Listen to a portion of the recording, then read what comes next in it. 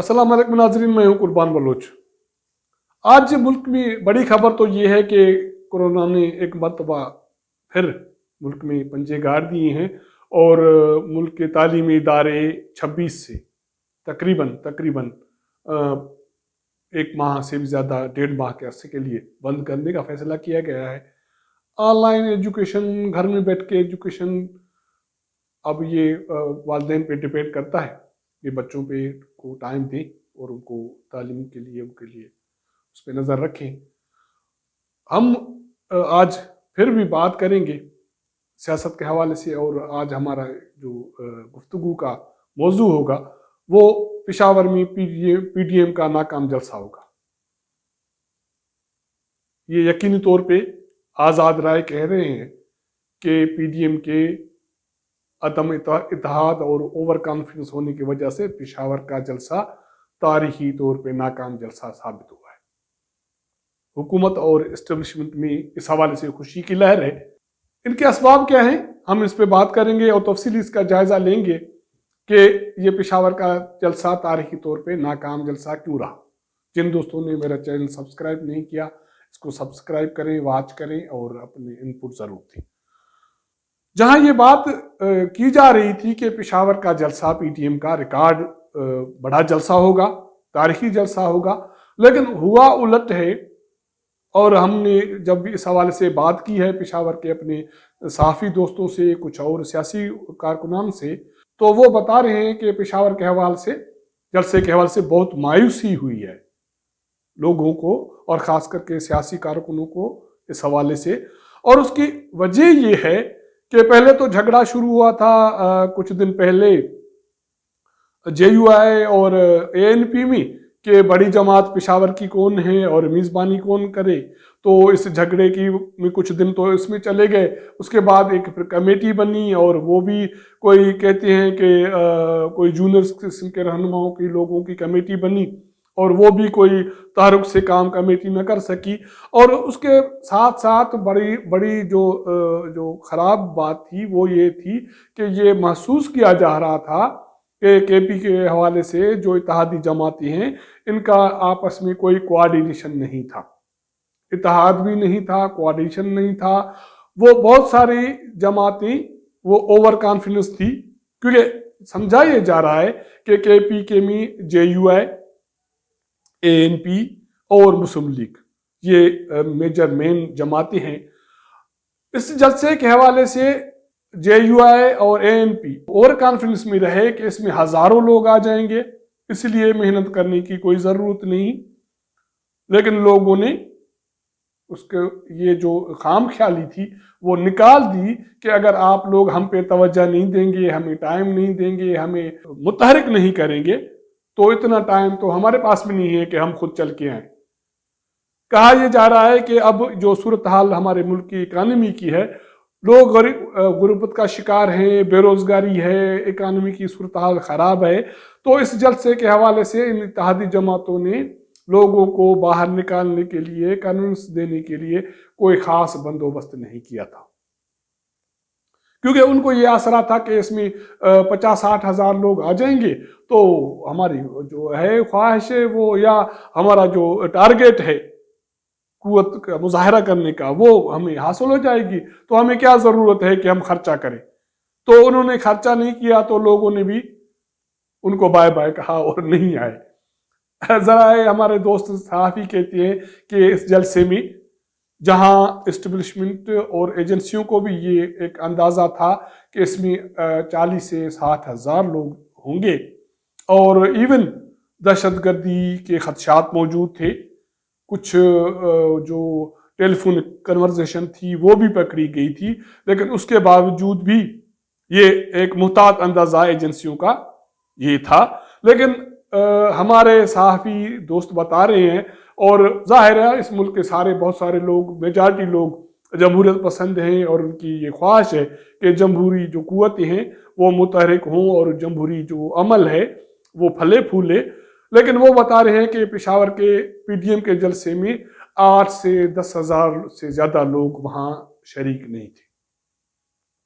अगर ऐसा है, अगर ऐसा क्या, यकीनी तौर पे ऐसा है, क्योंकि मैं एक ट्वीट आपके साथ शेयर करूंगा। हमारा सीनियर दोस्त है पेशावर में, अली अकबर, उसने ये ट्वीट उस वक्त नशर किया जब या जारी किया जब ये पीडीएम का जलसा जारी था, और उसमें एक फुटेज भी है। आप उससे अंदाजा लगा सकते हैं कि ये जलसा तारीखी तौर पे किस तरह नाकाम जलसा साबित हुआ।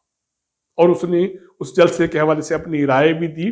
और जब मेरी उससे बात हुई कि उन्होंने कुछ सूरत हाल मुझे बताई, कुछ सूरत हाल वहाँ मैंने कुछ और दोस्तों से गपशप में मालूम की, तो उसका निचोड़ ये था कि पीडीएम की क़यादत है वो अब ओवर कॉन्फिडेंस हो गई थी कोयटा जलसे के बाद, क्योंकि 3 कामयाब जलसे करने के बाद उनका ये अंदाजा था कि एक मूवमेंटम बन गया है और अब लोगों के पास जाने और उनको निकालने के लिए मुतहरिक होने की जरूरत नहीं है। तो लोगों ने भी उनको ये मैसेज दे दिया कि अगर हमारे साथ कोऑर्डिनेट नहीं करेंगे और तो हम भी निकलने के लिए तैयार नहीं है, क्योंकि ये रेसिप्रोकल है।